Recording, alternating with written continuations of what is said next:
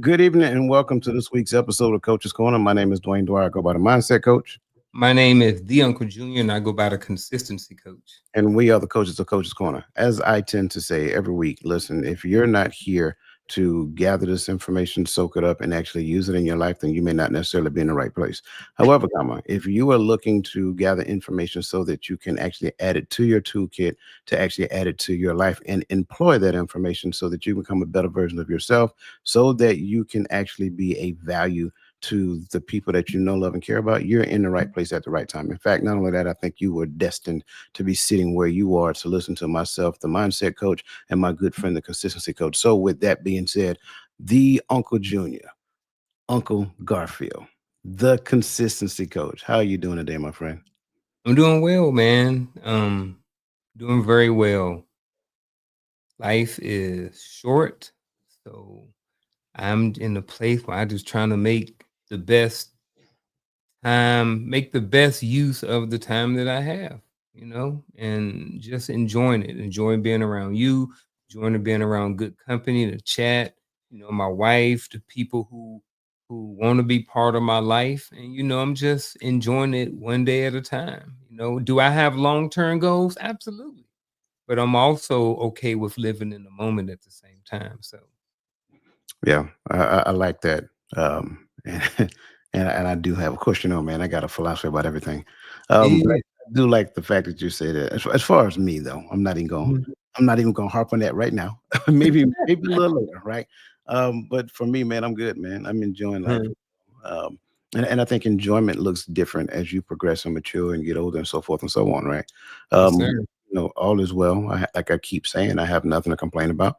Uh, Mhm. I appreciate the space that I'm in because it seems like it's not a day that goes by to where it's not revealed to me that the space that I am is exactly where I'm supposed to be. Mhm. And being able to show up for people is a beautiful thing. And I appreciate that. I relish in that. So yeah, man, all is well. All is well over here. I appreciate just a lot of stuff. I'm married, and one of the things that I'm trying to be a little bit more aware of is just being appreciative of some of the small things. It was a couple weeks ago, and the fire alarm was going off. Not the fire alarm, but the smoke detector was going off. So it was annoying to my wife, and it was annoying to the dog so much that they had to spend some time outside because they were like, "We tired of the beeping." Now, mind you, this joker is, I don't know, 10, 12 feet in the ceiling. You know what I mean? So she can't change it. The one that we have in the house, the ladder we got a stool, then we got a ladder in the house. But I had to go outside and get the big ladder. So something that I see as like very small is changing the battery in the smoke detector. To her, that was a big deal. You know what I mean? And she talked about how appreciative was of me changing the smoke detector. And she was like, "Babe, I thank you so much. I appreciate it." And I'm like, "I'm just changing the smoke detector." But from her perspective or her vantage point, she like, "Well, what would I have done if I didn't have you? What would I have done if I would have been, a single woman?" You know what I mean? I'm not making this about male or female at all, but I'm just making it like, I was like, well, you had called some neighbor, you would have had to, go down the street, you would have had to hit up somebody in your DM. I don't know what you would have done. You know what I'm saying? But something as simple as changing a battery was minute to me, but it was big to her. So being able to focus on, and being appreciative of some of these small things is something that I'm becoming more aware of, the small stuff. I remember last one, they talk about we have testimony service growing up in church, grew up Pentecostal. And one of the things they talk about on Sunday night, we had testimony service, and people would always testify. We had an hour long, and people had always talked about, thank you for the activities of my limbs. And I'm just like, man, we were about walking, but just being able to ball a fist. Everybody's not able to do that. If you got arthritis or you don't have a hand, you can't really do that. So just being appreciative of some of the small things that I don't necessarily think about, just being appreciative of those things. So that's Yeah, what I'm. having a mindset of appreciation is huge. Uh, Mhm. and those small things, like you said, it kind of shows up. Mhm. Um, so yeah, you have to appreciate. So I look at it like this: I appreciate people who actually know how to appreciate people. You know what I'm saying? And Yep. that's the thing. Like I know a lot of times we don't even think about that. A lot of times we overlook that. But look at it like this: imagine if your circle consisted of a whole bunch of people and all they did is complain. Every Mm. time you turn around, they're complaining about something. I go over here and I talk to this person, they're complaining. Go over here and talk to this person. Like that is a lot of, dumping on you. That is, you know what I'm saying? So it's like Mhm. once you find people who know how to appreciate, know how to extend gratitude, things of that nature, like that means something. That's Yeah. major. So yeah, shout out to Shell, man. Good to hear that. Yeah. Before we go forward, I want to make sure that we address the livest audience in social media. So again, we appreciate you for being here. We value your presence. Again, you are a functional part of every show. So make sure that during this time, make sure that you give your perspective, as we always say. Ask questions because your questions and perspectives are a functional part of this conversation. Again, if you this is your first time here, look in the lower right hand corner of your screen, especially if you're on YouTube. Put your cursor on that YouTube icon and then click the flower that says subscribe. Don't forget to hit the drop down beside the notification bell and select notify all. That way you'll know every time we go live on this channel. And again, get in the comment section. Let us know that you're there because we want to make sure that we acknowledge you. Um, yeah, man. Just any other thoughts before we kind of dive into? Um, no, I'm actually looking forward to this. Before we got on, you was like, we ain't never really did a show on coaching. So I'm actually looking forward to how this one is going to go. I'm really looking forward to it. Now we really on the hot seat. Yeah, man. Like, make it make sense. Like, this is Yeah. Coach Corner, and we ain't never talked about coaching like that. Yep. I was like, man, shame on us. So that Mhm. being said, we're gonna go ahead and dive into it, man, and then we're gonna enjoy the fruits of this conversation. What if everything you've been taught about fixing your life is a lie? In our lifetime, we've watched CEOs crumble, elite athletes quit, brilliant minds betray their potential. Why? Maybe they trusted coaches who missed the invisible war inside them. I believe that same war exists within each of us. The war between the stories we tell ourselves and the buried neural pathways screaming, what if it's too late? This evening, you'll discover what 97% of coaches won't say, not because they're evil, but because they're distracted. Distracted by what, you may ask? By your obsession with goals. Stick with us for the next 50 minutes. I believe we'll hand you a biological crowbar to pry open the jaws of self sabotage and unleash a strength lying dormant like an earthquake beneath your feet. So, as we go through all of this, I want you to understand this conversation right here. This conversation on Coach's Corner is where you will find true power.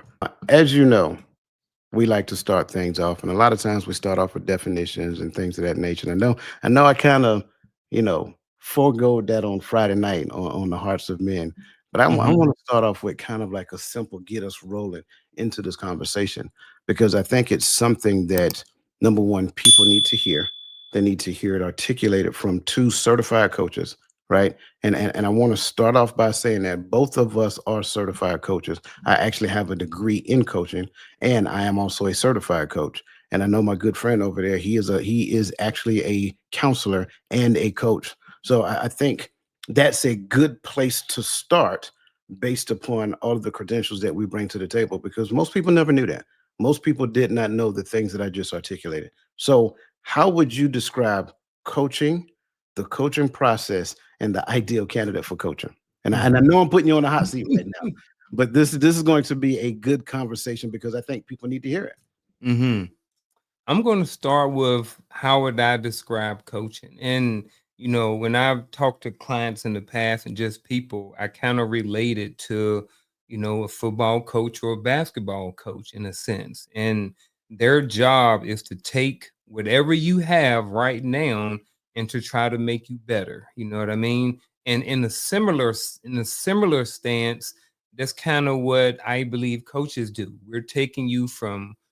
We want to take you from where you are right now to the future you. You know what I mean? Evolution, all of these different things, um versus, since you brought up counseling or therapists, sometimes what they do is they focused on the past, they focus on where you were in order to get you to where you are right now today. So say for instance there's been something that happened in your past, there's been some trauma.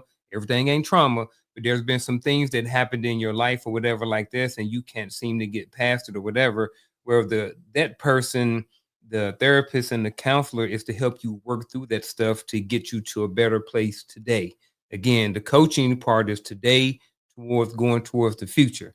Now, the counseling process to me is more of it's like a strategic partnership, I would say. It's two people working together. One's a coach, one's the coachee, and they're part of this. They're working together on this thing to get you to the future. And the ideal candidate is the one who paid the money. And I'm just playing. The ideal candidate is someone who is actually looking towards going towards the future. And with that being said, everybody is not necessarily a candidate.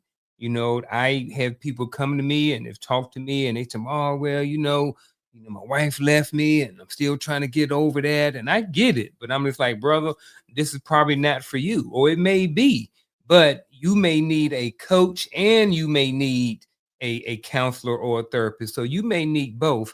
I do believe that there are some people who can navigate both, but I think in some cases it may be better for that person to kind of work through those things in their past, and then once they've worked through those things and they have a handle on things, to kind of move forward with the coaching. But the ideal candidate is kind of somebody who is looking, who is kind of hungry, and who is looking forward for growth in their life, to be a better version of themselves, just up and up, different things like that. And don't have to, yeah, yeah, that right there. I was going to add something else, but I'm gonna leave it right there because I'm sure we're going to get into it. Yeah. I love what you said. And I would just add to this, does not contradict anything you say. This actually goes along with what you said. And that's ultimately how I describe coaching. It goes Mhm, alongside. It's like mhm, there is a video, I can't remember, it's from a movie, of course. And it's a football coach, and it's this guy, this young kid. And the coach gave him a thing to do, a particular drill to do. And he started complaining. He told him to keep his head down the whole time, don't look up. And he's like, Coach, I can't do it. Now, the goal was that he was supposed to go from the goal line, I think, to the 50-yard line. And he was whining because it was started to hurt and it was painful and all of that stuff. And the coach kept saying, keep going, keep going, keep going, drive, drive, drive. Coach, this is, I can't make it. Keep going, keep going. And it just like you hear the music playing in the background, and it was getting you excited as he was doing it. And then by the time the coach told him to stop, not only did he make it to the 50-yard line, he actually made it to the other goal line. mm, That's the perfect depiction of what coaching looks like, because a coach goes alongside you so that they can help you achieve your goal. And most times you actually you go far beyond what you ever thought you could have done. That's like the best description of coaching that I can imagine, because you have to realize that everybody, I don't care who you are, everybody have limiting beliefs, right? mhm, And so why do I say everybody? Because number one is true, and then number three, that helps to identify who the ideal candidate for coaching is. The ideal candidate is for the person who is tired of being limited by their beliefs. So now for me, I tend to look at candidates that fall in different categories. Number okay, one, the person who I don't know if I'm ready for coaching, but I'm curious enough to give it a shot. Right. Now, that person to me is the most riskiest person to go with. However, I'll still work with that person to get them beyond the I don't know phase. And then mhm, this person here is like, you know what? I know I'll need coaching, but Whatever the but is, it doesn't matter what the but is, right? The fact that you know enough to say that I know I need coaching, that's the thing that I'm going to work with. And then this person up here, I'm sick and tired of being sick and tired. Like, I know that there's something better for my life. I need you to work with me because I know for a fact that I can achieve it, right? Out of those three, this is the person I really want. But you know what? Yeah. Here's the idea. Even The though ideal. here's the funny part about it. Even though this is the person I really want, this is the person I'm going to spend the least amount of time with, Mhm. simply because they have enough motivation within themselves to where they just need me to work with them briefly and they're going to run because they Mhm. have enough fire behind them to get it going. This person, I'll probably end up, this person right here in the middle, working with them, I bet you a dime to a dollar they'll move from here to here real quick. This Mhm. person, working with them, they'll move from here to here. So to me, I think everybody is ideal once you lean into the notion of what coaching is. Now, the process itself is exactly that, the process. And one of the things that everybody needs to understand is you have to trust the process. There are going to be days you're going to experience an amazing breakthrough. It's going to be like, oh my God, I did not know, right? There'll be days that you may end up crying. There'll be days that you're going to walk out of there. You're going to be like smiling from ear to ear because you're excited. And there are just going to be days that just is. And what I try to make sure that I help people understand, do not be discouraged by the days that just is. I'm telling you, this is where people get discouraged right here. The days that just is. We had a meeting, we had a conversation, we talked about a few things, we unpacked some few things, we kind of plot a course ahead, and then great, that's it. Then we have those days of like, oh my God, I cannot believe it. So you'll get all of that, all the crying, and then on the other side, oh, I'm ready. I'm so excited. I cannot wait to come back and show you what I accomplished. You're gonna get all of that. So the emotional roller coaster within the coaching process exists, but you have to stick with it and trust the process. Some people, biggest mistake that I've seen people made, and I know this is not part of the question, but the biggest mistake that I've seen people make is that they get an inclination of what the future could look like. I'm good. I'm done now, and I'm gonna go. No, you ain't ready yet. You ain't ready yet, see biscuit. You know what I'm saying? You want to take off running. Seabiscuit. I get it. You want to take Yeah. off running, but you don't have the stamina to run the race that you're trying to run just yet. Mhm. Give like my grandmother used to say, give time, trust the process. And I land right there. Yeah, and I know you got more you want to add, so go ahead, bro. Yeah, man, this is all coming full circle to me. So last year, we've already said before, I did a marathon. Well, this year and next year, I'm focusing on running track. So I haven't told anybody yet, but I actually got my first track meet on December, I think it's December the 7th, right? So I'm gonna run the 200 and I may run the 60. I haven't decided. But I haven't sprinted like that in years other than but now I have a trainer and all of those things I've been going through. So I have a coach now, and then I've always had, not always, but for the last few years, I've had a personal coach and mentors and stuff like this. But I haven't had a physical coach, and haven't had a, I don't even remember the last time. It may have been high school the last time I've had somebody to like really coach me in anything physical. I've been the one who coaching and helping people along the way. So when I got this physical coach, and he's like, "All right, do this," and then we're working out, and he's like, "Pick your toes up, lift your knees up." Like I'm not used to doing it. I'm used to being on the other side. So it is all of those things that you talked about, I've had days I'm just like, man, we ain't even do nothing. You know what I mean? Like that's it. And I've had days where I'm just like, man, I'm so over this stuff. But one thing I do know about, because I have been a coach, is that you have to trust the process. So I'm leaning in on trusting the process and also looking at the growth that I have made since I started back in August. So from August to November is when I started, how long I've been training. Totally different type of training. I used to run one way, and I ran track in high school, ran a certain way. All wrong. All wrong. 100%. because now I got somebody who is no shade to my coaches in high school, but you got 30, 40 kids out there. They can't really give everybody every single thing. But when you got the one-on-one, it's just me and him. I get to see everything. I get the bird's eye view.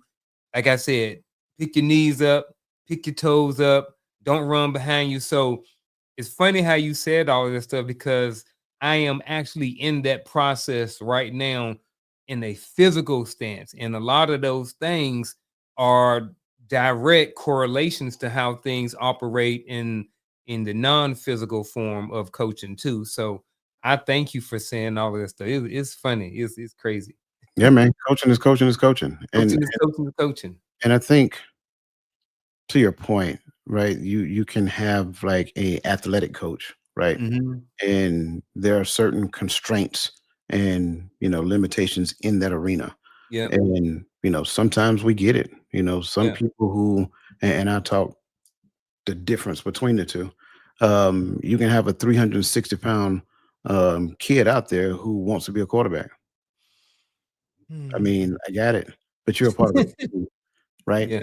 So the idea is to coach you to the strength of the team, not necessarily to the strength of your own individual desires, Yeah. right? But the difference in this arena is that it's not so much about the team now. It's like Mhm. your own individual desires. And the limitations, number one, is your physical limitations. Some of them may be like injuries, stuff like that. So that particular person Yep. needs to understand kinesiology and all of that other great stuff. In this arena, right? Now Mhm. you're talking about your psychological limitations, the ones that Yep. you impose upon yourself. So in most cases, well, I won't say most cases, in my opinion, all cases, your coach need to have at least an understanding of some sort of psychology, human behavior, whatever the case may be. So now Agreed. in this arena, sure, you may have imposed limitations on yourself, but the idea of the coach in this arena is to help you release those limitations. And again, that kind of takes us back to where we're headed here, because today's conversation is about 5 hidden truths that will help you transform your life and your career right now. So one of the first things I want everybody to understand is that a coach is not an advice giver. That's one of the best things. Like, you'll be surprised how many people call me and be like, "Hey man, can I ask you a question about that?" Sure. So what is your advice on this? I mean, what do you want to do? Mhm. Right? A lot of times they get frustrated because I won't give them an answer. Or, Yeah. depending upon how close we are, I may Mhm. give them like some type of story that I went through in the past or whatever. But most people think coaches are advice givers. Like, Mhm. just not even getting into the question yet, just this alone. Like, what is your take on this?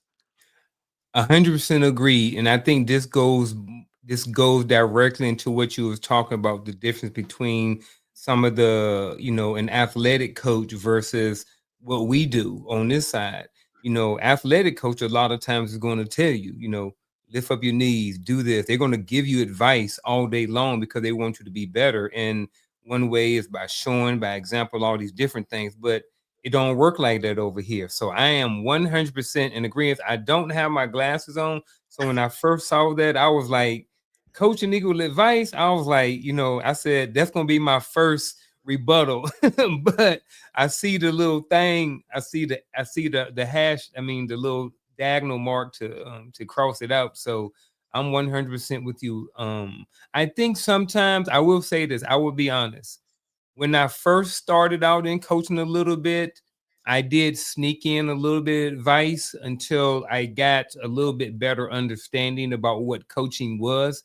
And it's not for me to give people advice. It's for me to walk alongside, like you said, their journey. This Right. is their journey. I'm walking alongside of them. Yeah, I'm agreeing with you, like 100% there. I think, um, and no shade to anybody else. I know we live in a time right now where you see 100 new coaches show up every day.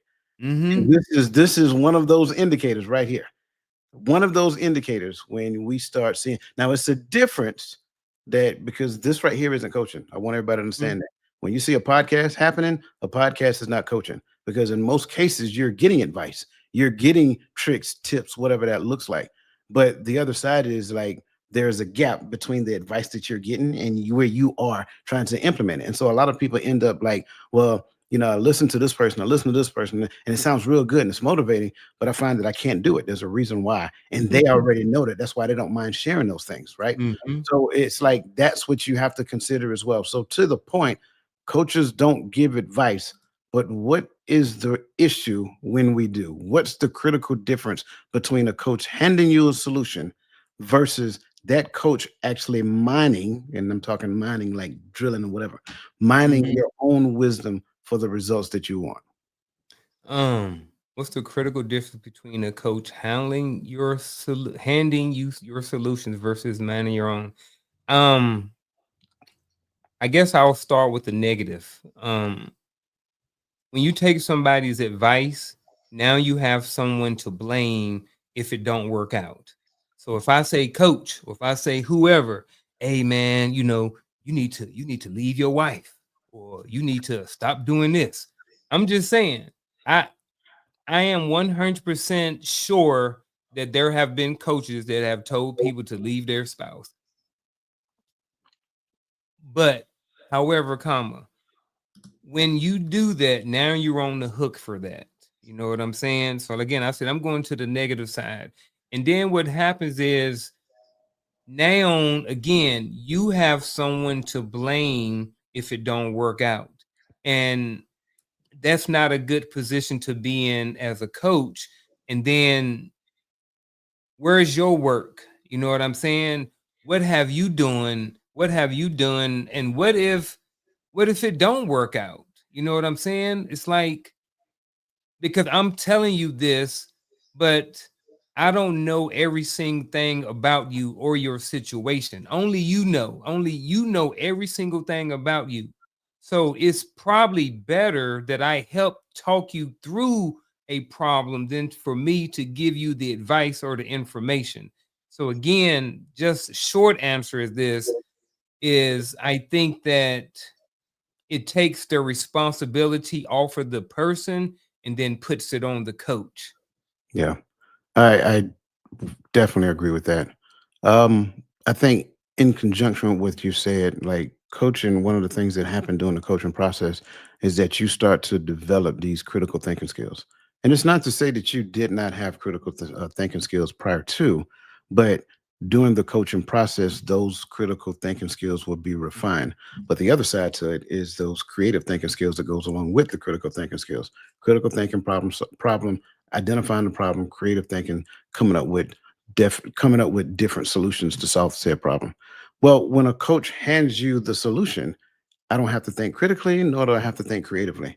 And so what ends Mhm. up happening is that I end up creating and developing a level of dependency on my particular coach. So every time you turn around, I'm like, hey, coach Unc, can I talk to you real quick? Hey, coach Unc, can I talk to you real quick? Hey, coach Unc, man, you don't call me 5 times a day. Yep. I'm not answering the phone no more, making decisions, right? So that's kind of like one of the issues that happen when a coach hands you the prescribed solution, you're dependent upon that person. Now, change over when they help you to mine your own wisdom, now you're exercising critical thinking skills through the art of carefully crafted questions. And then from there, you come up with those solutions. And not only do you come up with solutions, you get to analyze those solutions in real time with that coach. That's the notion that you actually have a coach that is actually on your team and is working for you for your benefit. That's how I like to look at it and describe it when it comes down to this. So just my thoughts. Anything else you want to add in relation to this? Yeah, I think that's a good point. I think at some point you can start enabling your clients when you are just giving the advice and giving all of the information and stuff like that. It's like, like you talked about the the critical thinking part and stuff like that is you came to me to be coached for a reason, to be coached. You know what I mean? And part of that is to help develop, not saying that you're not a critical thinker, but in this area of your life, maybe this is what you need to go a little bit deeper, to think outside of the box, to figure out how I can maneuver and navigate this whole thing. And again, I'm walking with you on the journey. I'm here, but at the same time, what's going to happen when the coaching is over and there becomes a problem. If you haven't developed or honed some of these skills, then you're not then you may find yourself right back in the same situation again. So I just think it's best that everybody that you come up with your own solutions about stuff. And again, like I said, you don't want to be blaming somebody else for something not working out. You know what I'm saying? Like at the end of the day, life a lot of life is about choices and decisions. So Right. that's on you.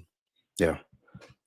I do agree with that. Now I kind of want to change gears because I know a Mhm. lot of times we talk about the art of effective communication and we talk about how a person's silence is actually stonewalling and how it can be an issue. But in the coaching process, it's different. Mhm. So how could a coach's silence become your most powerful breakthrough catalyst? So I'm gonna add a little bit of counseling in here because this is something that we happens on both sides, and that's that silence. They call it an awkward silence, but for me, it ain't awkward. I'm just sitting there waiting. What happens when we're having when I'm answering this, I'm speaking as maybe that I'm in a coaching session with a client, right? So that's the lens that I'm coming from to answer this question. So I'm having a conversation, I'm with the client, and I just sit back and I pause. We having a conversation and I pause. This is an opportunity for you to start thinking, right? What are you thinking? What's going on? The wheel should be turning right now. So I'm pausing, allowing my client or allowing the client to come and get that. It's kind of like we're in the army when they be like, hey, we studying for we got a test, or we training for something, and then we stump the foot. It's like, hey, it's gonna be on the test. I ain't telling you it's gonna be on the test, but I'm stomping my foot. I think this is one of those times too. It's like, hey, it's something here. Now it's time for you to think and to try to come up with a problem, not a problem, with a solution, maybe not even a solution, but it's just time for you to think. You know what I mean? So for me, a lot of times when the coach is silent, it's an opportunity for you to think. Yeah, that's an opportunity to think. Yeah, absolutely. I think a lot of times when we give responses, we Mm-hmm. give like that surface level response. And I give you a Mm-hmm. perfect example. When you see somebody, you speak to them, you have an automatic response. Hey, how's it going, man? I'm good. How you doing? You didn't put any thought into that. That was just an automatic response that you had. Mm-hmm. Well, the a skilled coach finds a way to get beyond that. So after you give the surface level response, there's another question that's coming behind that one, right? And then then you may have another surface level response, and then there's another question that comes behind that. By the time he or she gets to that third or that fourth question, like you don't have a surface level response at that point because they're digging deep now. So now what you're going to have to do is search your subconscious database. That's what's happening during that silence. The coach is skilled enough to be comfortable with the silence. Most people don't like silence. Like he said, like Garfield just said, they feel it's awkward. Well, for us, it's not awkward. It's good. When we hear silence, we're good. We're good. And we will sit there and wait it out. Yep. And, 100%. and just sit there. And a uh, lot of times, if we're on the phone, it's easy. If we're face to face, it's just like we're eye contact locked in and we're just mm-hmm. because Yep. the stare, I'm just being honest, the stare, I hate to say this, it feels pressuring to the other person. And Mm-hmm. what they're doing is like, oh, the clock is ticking in their head. I got to come up with an answer. Come up with an answer. And then the next thing they're inclined to say is, I don't know. It's always, but you know what? Okay, got it. You don't know. However, you know something. What is it that you know in relation to what we're talking about right now? So Mm-hmm. now we don't allow I don't know to be an answer to where Nope. in everyday conversation, I don't know is just enough for us to move around and do something else. So it's like that awkward silence, although it is a thing that's kind of frowned upon in the space of communication, it's not so much frowned on in the coaching arena. But Mhm. I will say that there are just like anything else, like I said, coaching is a relationship. And if we have not said that yet, it is. The coaching process is a relationship. In the beginning stages of it, we're developing relationships. But every relationship, we need to be able to identify where there are red flags, which is point number two. right? Mm. You, as a person who desires to be coached, need to be able to identify red flags when it comes down to that relationship. So, my good friend, I want to throw it out there first. And if you don't want to take this one first, I am 100% good. I can go first. Which seemingly minor behavior from a coach should immediately raise alarm bells? I'll go first. Sure. I think one is when the coach start giving you solutions. I think that's a huge red flag. Again, we talked about earlier, we don't give advice. We also not in the habit of giving out solutions. You know, Right. I think once you start giving out solutions, you're pretty much in a sense giving advice. And it it keeps the client from going forward. You know, a solution, and I think I'm speaking for myself. This is what I kind of talked about early on in my coaching. Is I wanted to. I was like, man, this is easy. Man, I already know what your problem is. You just need to do X, Y, and Z. You know what I mean? And I get that as a coaching because most of us come into this profession as a coach because we want to help people navigate whatever it is that they may have going on. You know, some people get into it for this and some people don't. I got into it because I wanted to help people. You know Yes. what I mean? Because I've learned some things in my life, um, and I want to figure out how I can use my knowledge and information, what I've learned over my years, to help and benefit somebody else. You know, so it's like early on, it was like, man, I know the answer. You know, even the awkward silence, it was awkward for me initially, you know, but after doing this for a few years and stuff like that, it's not awkward anymore. But I did think a huge red flag or what seemingly minor behavior from a coach should immediately raise alarm bells is when that coach is giving you solutions to every single thing that you got. It only had to be everything, but when they're handing out solutions like candy. Yeah, I do like the fact that they're handing out solutions. I agree with that. Um, Hmm. I will add to what you're saying is that a huge red flag is when they start projecting onto you. That Mm, is something that coaches have to be consciously aware of, and it's part of the thing that you're taught when you're actually going through the process of learning to become a coach. You have to be so aware of yourself, scanning yourself, but not focused on yourself. You have to focus on them. And that's a difficult thing for most people to do. That's why I say everybody, like, I'm not knocking anybody else out there, right, who claim to be a coach, but the question that I always wonder is that whether or not everybody who claims a thing is really the thing that they're claiming. Because ideally, if I am projecting something, especially if it's something that I'm experienced in this coaching environment, like you said, oh, I know what your problem is, right? So if I automatically project that on you because I think I already know, then that's hmm. a red flag. Like that is a serious red flag. Any person who understands the art of coaching understand that that's not what we do when it comes down to helping the client. Because again, how am I helping the client if I automatically, like you said, oh, I know what your problem is? Well, that's not your job. Your job is not to identify the problem. Your job is to help them move forward. Right. So that's kind of like the concern. And for me, I just want to put a pin right there. That is a huge red flag. Now, I do want to transition from identifying red flags to understanding the difference between a red flag as it pertains to the relationship between coach and client to predatory relationships, right? Before we go, can I Sure. add something to that? Absolutely. And the only thing that I wanted to add to that was when coaches, don't forget, when coaches like to throw in their lifestyle all the time. Oh well, you know this when you know I already been through this, man. You know what I mean, and you know, and in my life, you know, my wife left me, and blah blah blah blah blah, and you know what I mean. Now I'm talking about me. You know, this client paid their X amount of dollars to not hear about my story. They paid me to help navigate from where they are to where they want to go. So I think that's a huge red flag too is when your coach is starting to making or putting a lot of emphasis on their life and maybe what they have been through. This ain't about the coach, like you just said. This is about the client. Yep. I'm so glad you interrupted me, right? And I'm not saying that in a negative way. I'm Yeah. glad you injected that because that's a really good one. Hijacking Mhm. the conversation is a big no-no.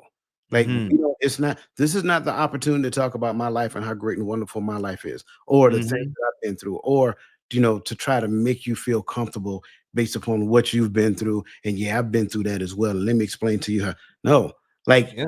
even in that, and this is key. I want people to remember that I have to ask you permission to do it. I can't stress that enough. I don't get Mhm. to inject. I have to ask you permission to share something that may help you. And if I'm Mhm. not doing it in that fashion, I'm doing it wrong. So Yeah. that's why I say I'm so glad you stopped me from moving forward and injected that piece because Mhm. that's a huge one. Yeah, and Um, that's different than in counseling, because in counseling, it's okay, but it should be very minimum, but it is a tool that we use in counseling. I can't think of the name of it, but it is a tool that we use in counseling. It is, talking about maybe something that happened in your life or something like that, but it's very few and far between. But like you said, in coaching, that's a no-no. Absolutely, man. This is listen, y'all getting it today. I don't know if you realize it yet. They Um, are. predatory coaches, and this is interesting, and this one might be a little sketchy. So I think I'll go first on this one, if that's okay. Okay. Yep.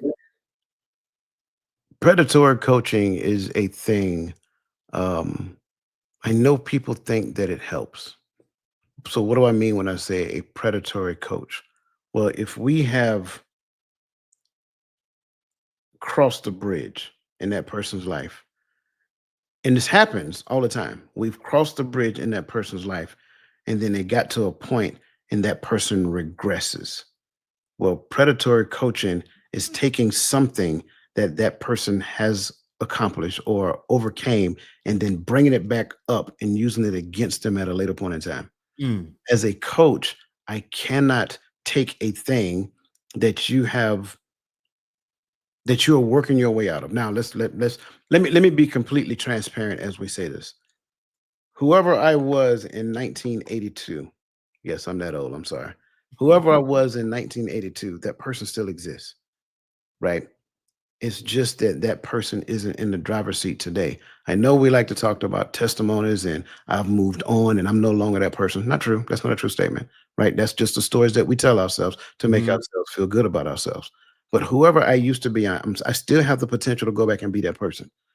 What I should not do in the coaching arena is use that person when it shows back up against that person, right? Because at any given point in time, okay, this will make it make sense. In the army, I used to curse like a sailor. Mhm. I use that. I say it out there. I was in the field artillery, so everything that we said was colored with adjectives, adverbs, and superlatives. Do I do that now? No, I do not. Right?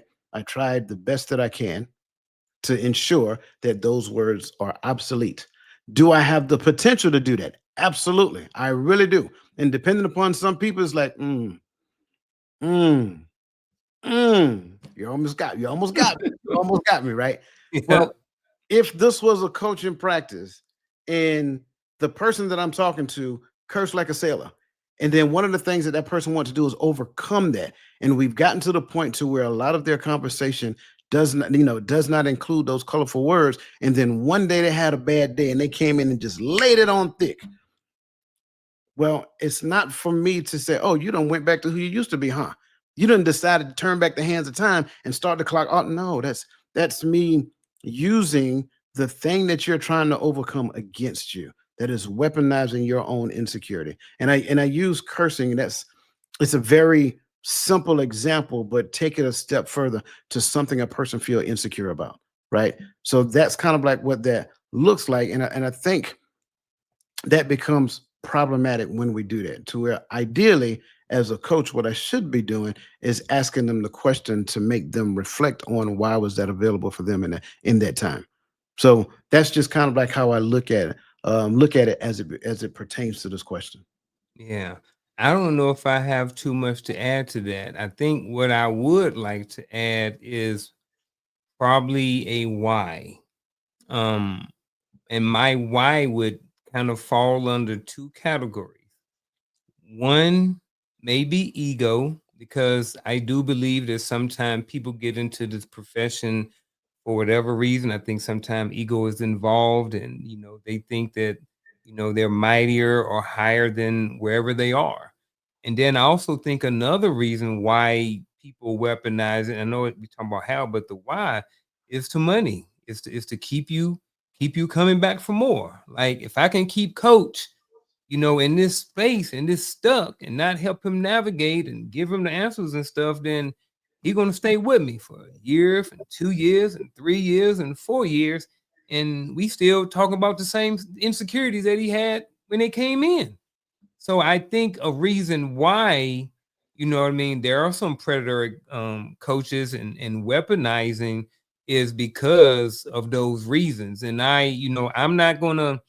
I would like to interject a question right here just because I went to the why. Sure. And I believe that there is a certain amount of time that on a minimum that I should work with a client. I also believe that I don't know if I believe that I should be working with the same client for 10 years, especially about the same thing.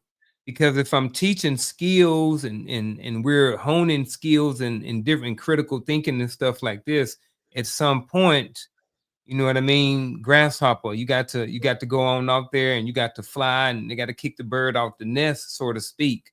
But when it comes to coaching, since we talked about time and money, do you believe that there is a minimum amount of time that we should be working with clients? Yes. Um, Mhm. for me, it's 6 months because there has to be a level of commitment. Mhm. I think sometimes what people want to do is like stick their toe in the water, and Yep. so what they'll say, "Well, I do it for a month." That's a waste of time. Yeah. You will not see the change, any change, in a month. I'm just going to be Mhm. completely transparent. Yeah. 6 months, you will see something change. It may not be Mhm. earth shattering.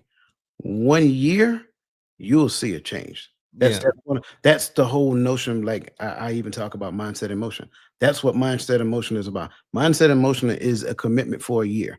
So if Mhm. you have not decided within yourself to commit for a year, mindset and motion is not for you. Maybe one Mhm. of the other offers that I have is for you, right? They'll let you do less than a year, but mindset and motion is that robust simply because at within that 1 year, you should see something. And if it is not, I'm just gonna be honest with you.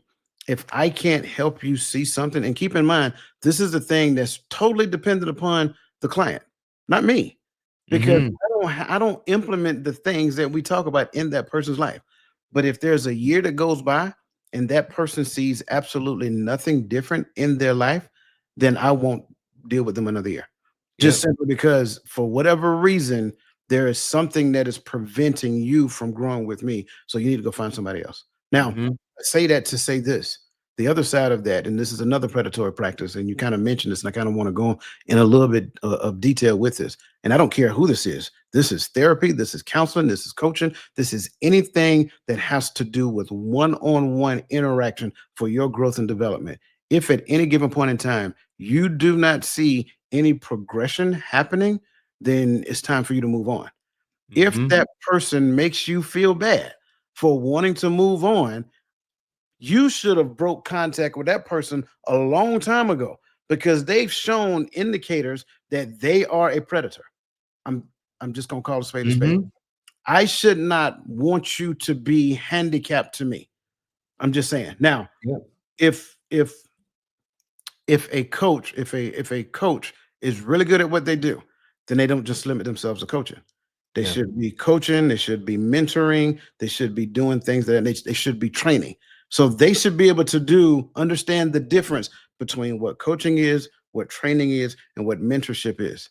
Understand training and mentorship does not fall in the same category of what we're talking about right now. So can you go from the coaching arena into a training arena then to a mentorship arena, and back to the coaching arena. Absolutely. That's Mhm. the best way to make that's the best way to maximize your time with that person, because you recognize that that person got something that you need to get from them, and at the end of the day they find a way to pull out the best in you. So Mm. that's different. But oh my gosh, if you're with somebody and you say, "Hey, I think I need to move on," and they make you feel bad about moving on, run. Don't even have no further conversation with them, because number one, not only does that violate our ethical standards, that's just not a good person. I'm sorry. Yep. Don't say it what it is. I'm sorry. Yep. I'm glad we went there. I am We too, I'm man. glad we went there. I am too. Man. Um, the next one is, for the sake of time, we're not going to talk about it. Your brain secret toolbox, and this is a good one, but it's a reason why I'm not going to talk about it. Number one, time, and number two, if I was to get into this, we will stay here for at least another 30 minutes.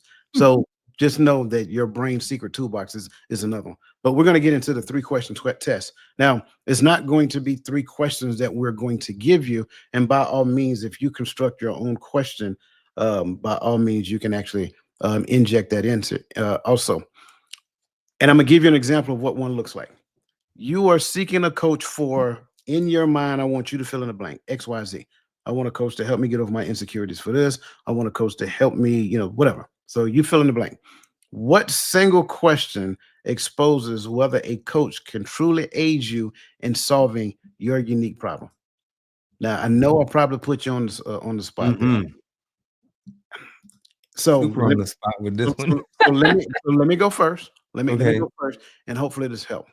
One of Mhm. the things I believe, and this is just me, I think for anybody out there who's looking for a bigger a job, I'm about to help you out. If you go on an interview, we honestly believe that I'm interviewing for the job. And so we'll go on the interview, and that person will ask us like five, maybe 10, whatever questions. And then we're trying to answer those questions to the best of their ability. But a good employer at the end of that will ask you, "Do you have any questions for me?" And for the most part, people say, "No, I don't have any questions. I just want you to know I greatly appreciate you giving me this opportunity, blah, blah, blah, blah, blah." All of the cookie cutter stuff that you're supposed to do. You just missed a golden opportunity to interview them to understand whether or not you want to actually work there. So when you're seeking a coach, what single question exposes whether your coach can truly aid you in solving your unique challenge? Ask them a question about your unique challenge, and when have they Mm. ever helped anybody based upon that thing? If they don't have an answer, I mean, I get it. That's fine. And that's not a bad thing. That just means that they'll never work with it. But I give you a perfect way of looking at it. If they give you a generic answer that sounds along the lines of, you know, I help, everyone. Well, they don't know what they're talking about. I'm just going to say that. No coach helps everyone. Now, depending upon what they're specializing in and understanding their niche, that helps out a lot. But specificity shows that they have a methodology. And if they have a methodology, that person can actually help you. So that's the key, understanding their niche and understanding whether or not they have a methodology. Mm. So, here's what I wrote down. Here's my question.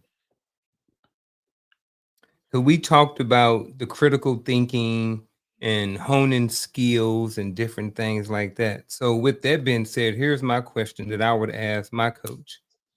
How will you help me think, not just tell me what to do? So that's a question that I would ask a coach because like you said, I don't man, uh, I think I'm on with this one. Mhm. Um because I think what happens, like you talked about the critical, I'm just looking at my Sure. question. I got you. Um and trying to make it make sense more Mhm. because I got the question, but then I didn't have time to develop a more response to it. But I think that when you have a coach in anything, like you talked about the critical thinking, you want somebody to help you think. You want somebody to help you with the process. So if that person all they're going to do is tell me what to do, Sure. then you're not the coach for me. But Right. then at the same time, I don't know if I'm looking at this question, I don't my hesitancy part is because I don't know if the brand new person who's seeking coaching know to ask this question. Right. I think I came up with this because I've been in this space for a little bit of time, but I don't know initially if this would have been something that I would have asked my coach. So now I'm trying to go back pre-coaching, pre-counseling, and trying to figure out what I would ask a coach. Well, see, Um, that's the beauty of Coach's Corner. Now they know. say less. I'm not trying to be funny. I'm being for Yeah, real. yeah, But yeah. to your question was a how as it pertains to the process, which I Mhm, still think that that's a good question because mhm, what if I don't know my unique challenge? I know I have a challenge, but that's why I need mhm. a coach to try to help me unpack. So this is helping somebody. Watch Yeah. this.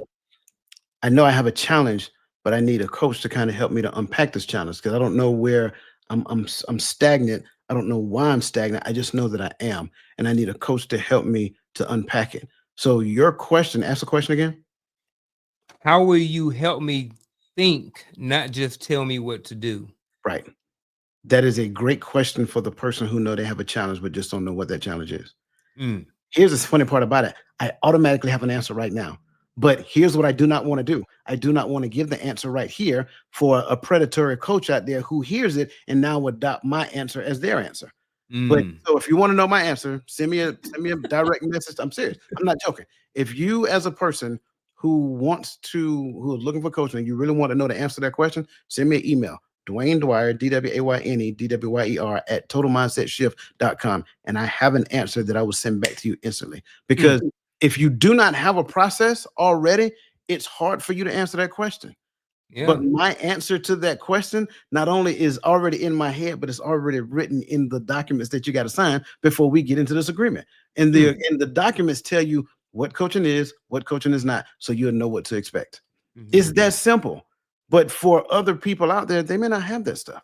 And so Yeah, now, and I want to get into the whole details and ramifications behind that. But yeah, yeah. it should exist. So I think that's a great question. Mm.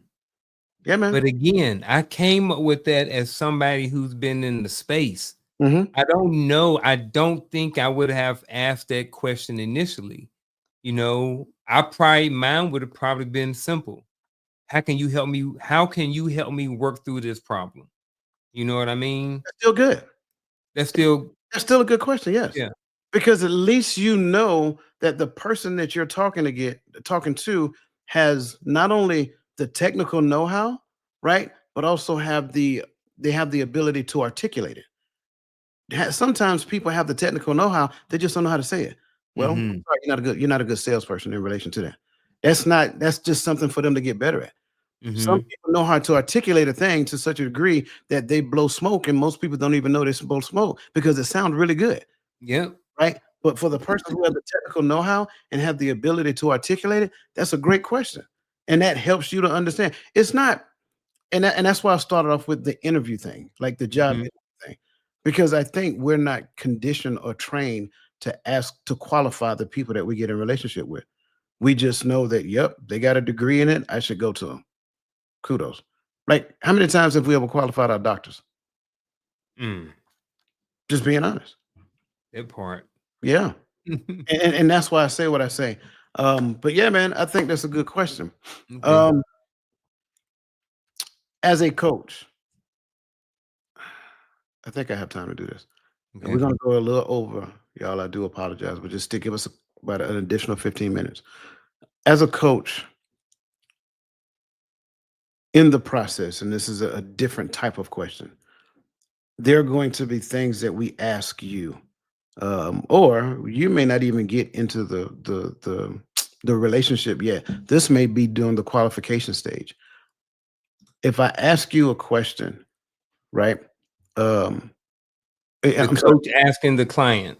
Well, if the client asks me a question or the potential client asks me a question, and Mhm. then I give them the process on how I do business, and it makes them, and I don't know, but I see it in their face that it's like, ooh, you know what I'm saying? Like some people, they'll give you that facial expression. Generally, when something hits them, and some people say poke them, prick them, whatever that looks. When something hits you, a great question for a coach to ask is, why does where do my solution make you uncomfortable predict coaching success, right? When we look at questions like that, why is that a great predictor of success? When I look at because we're qualifying each other, right? Mhm. And you just ask them a question based upon what you see, right? Where do my solutions make you uncomfortable? And the solutions that I'm talking about are the solutions that I gave you to the questions that you asked, not the solutions Mhm. in your life. But it looked like it was uncomfortable. Why is that a great predictor of success? Mm. Honestly, you stumped the chump right here. I have been stumped. Um, mm, this is a good question just for me, just being in my position right now.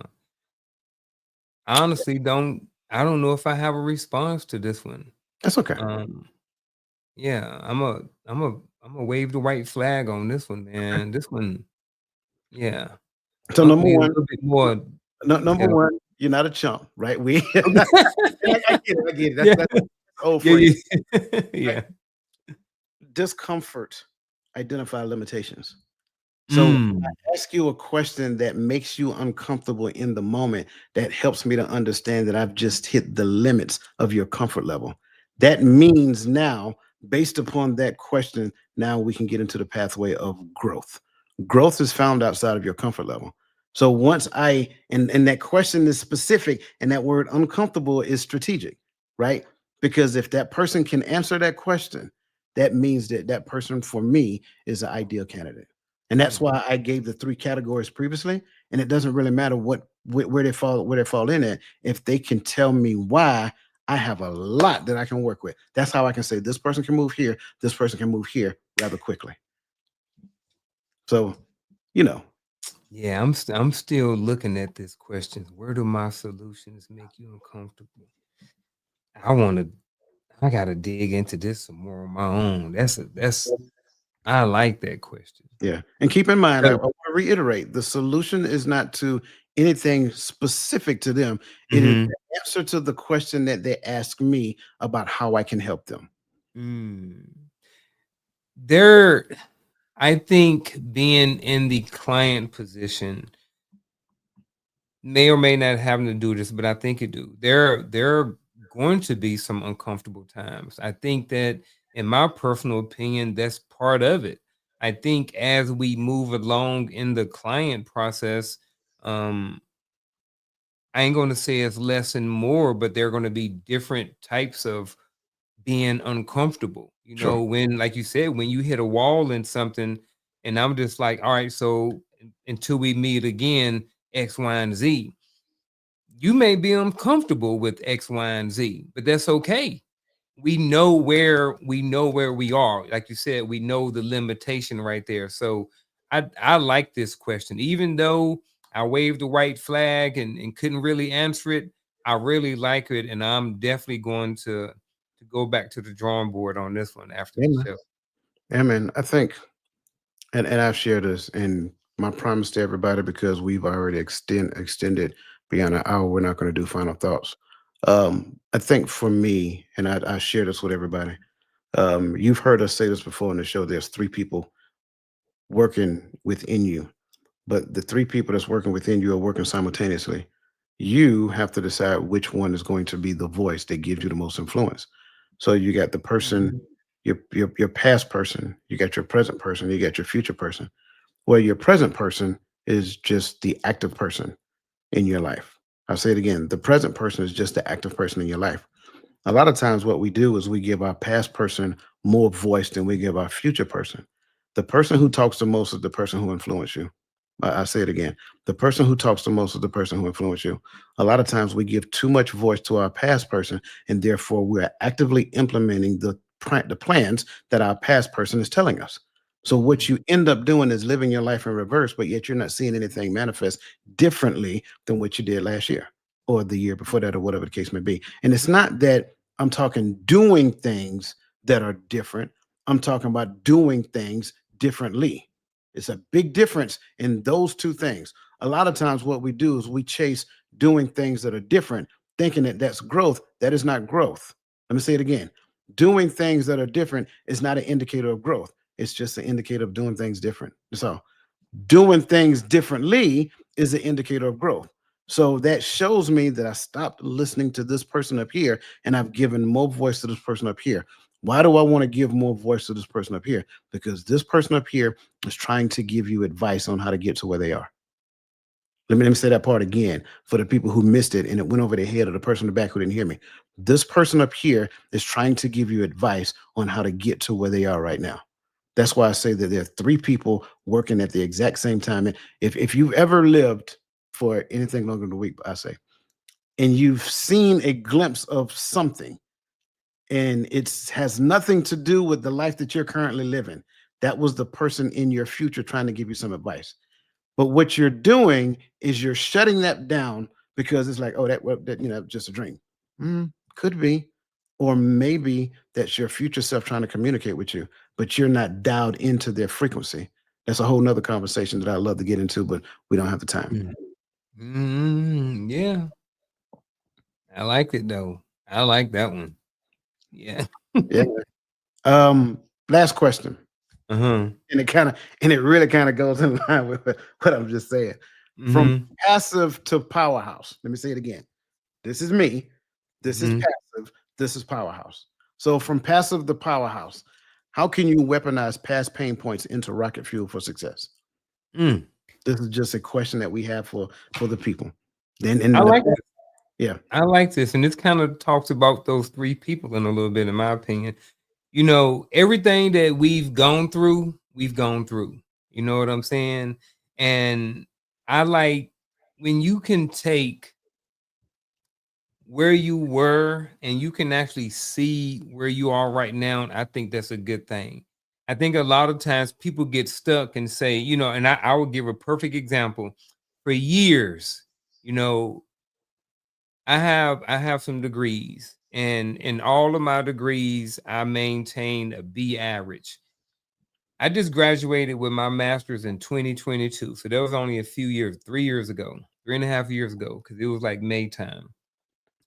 In high school, Unc was C's and D's. Every once in a while, the sun will shine on the dogs behind, and I'll squeak all the B.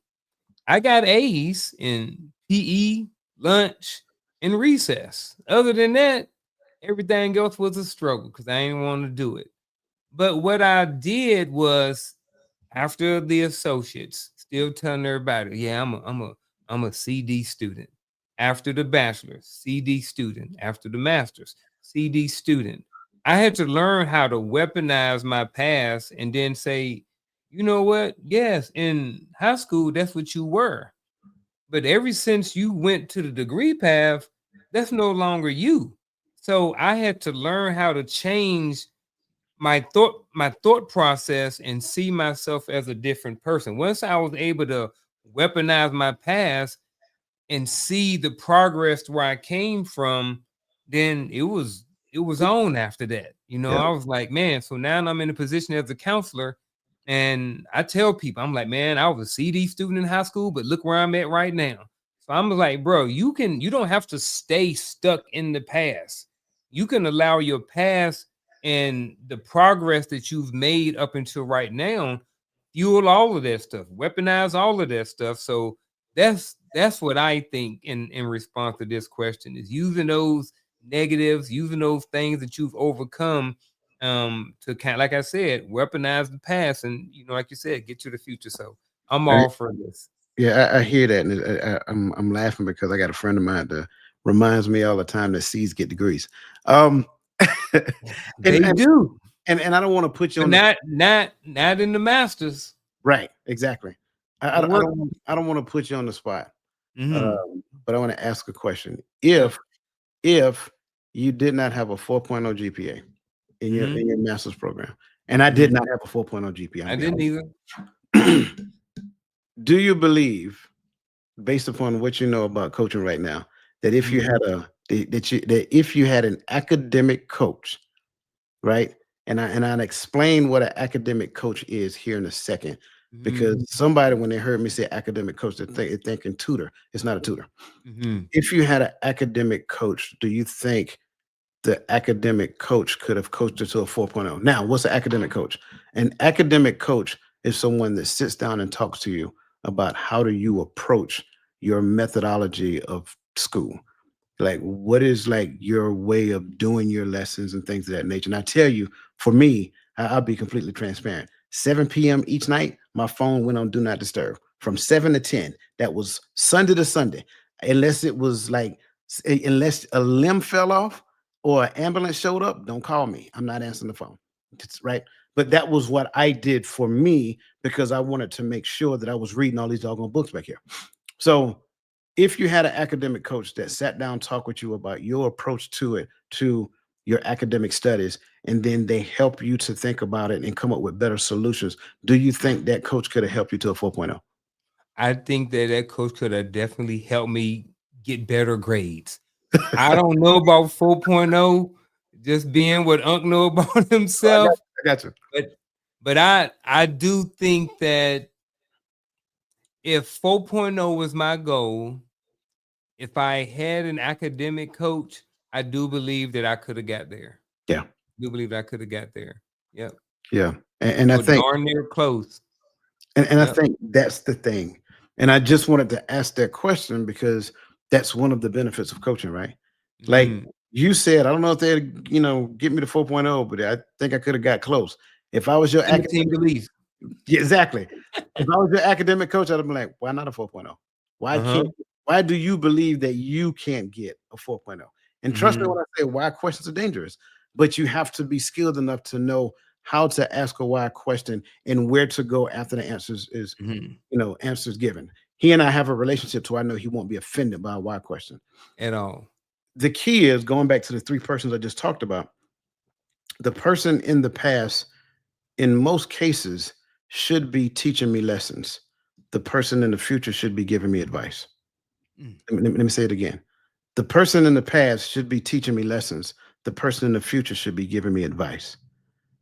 Like I said previously, some of us are taking advice from the person in the past. I'm going to say it again. Some of us are taking advice from the person in the past and missing the lessons from the person in the future. Because if you're going to do it in reverse, it has to work in reverse. Mhm. If I take a pair of binoculars and turn them around and I put the big lens against my face, it still works. Mhm. So if I'm taking advice from the person in the past, I'm not listening to the lessons from the person in the future. And in most cases, the person in the future is trying to tell me to stop listening to the person in the past. So I'm shutting that down and I'm listening closer to this. Why am I saying all of this? Because if the person in the past is teaching me lesson and the person in the future is giving me advice, the coach is in the middle with me and walking me through the advice that is actually being given. The coach is responsible for trying to tune. Y'all, you know the old radios. Yeah, how you had to turn that knob and you get and then you get to that sweet spot, and then you hear whatever it is you're trying to tune into loud and clear. That's the job of the coach to kind of help you turn that dial and get closer so you can hear the advice clearly. Now you have a three-way conversation going. You got the coach asking you questions to to try to bypass the limitations of your belief so that you can hear the advice. Then you tell the coach the advice from the person in the future. Now the coach asks you another question based upon that advice. That's what that looks like. Most people are afraid of that, and I don't know why. It is the most pleasant and amazing spot for you to be in. Like I would and some people already know when I talk about time within itself, like that was just a snippet of the Mhm. conversation I have about time. But when I talk about time within itself, man, oh man, it's an awesome conversation. So that's just kind of like my response to this. I want to open the floor for you to say anything else before we call it an evening. Man, that was the mic drop right there. That was I mean, you wrapped it up, you sealed it with the bow. I'll say bow. Yeah, really, And yeah, that was a great ending to this conversation. So yeah, I yeah, appreciate that. all the stuff. Yeah, man. I appreciate that. Listen, I want to apologize to everybody. First of all, I Mhm. apologize that it took us this long to have this conversation with you guys. Um, So, charge it to our excitement to be able to come and share in conversation with Mhm. you.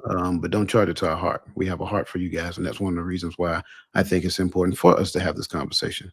So that being said, on behalf of my good friend, the Uncle Junior, the consistency coach, my name is Dwayne Dwyer, the mindset coach. And listen, you guys continue to be awesome. Let the best version of yourself be a blessing to somebody else. And we'll see you next week on Coach's Corner.